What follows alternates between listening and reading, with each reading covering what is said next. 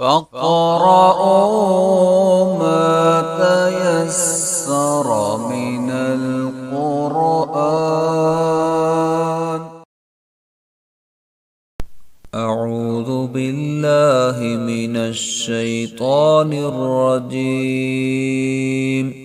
بسم الله الرحمن الرحيم. حرمت عليكم أمهاتكم وبناتكم وأخواتكم وعماتكم وخالاتكم وبنات الأخ وبنات الأخت وأمهاتكم اللاتي أرضعنكم وأخواتكم من الرضاعة وأمهات نسائكم وربائبكم اللاتي في حجوركم من نسائكم اللاتي دخلتم بهن فإن لم تكونوا دخلتم بهن فلا جناح عليكم. وحلائل أبنائكم الذين من أصلابكم وأن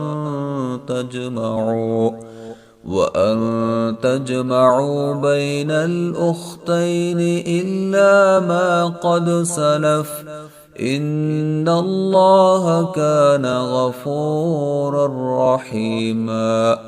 والمحصنات من النساء إلا ما ملكت أيمانكم كتاب الله عليكم، وأحل لكم ما وراء ذلكم أن تبتغوا بأموالكم محصنين غير مسافحين، فما استمتعتم به منهن فآتوهن أجورهن فريضة، ولا جناح عليكم فيما تراضيتم به من بعد الفريضة، إن الله كان عليما حكيما.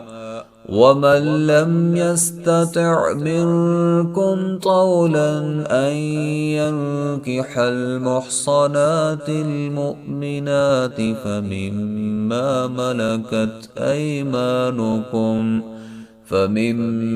ملكت أيمانكم من فتياتكم المؤمنات، والله أعلم بإيمانكم، بعضكم من بعض، فانكحوهن بإذن أهلهن وآتوهن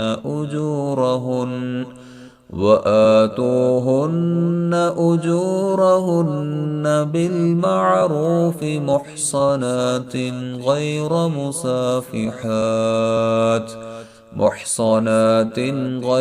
مسافحات ولا متخذات أخدان.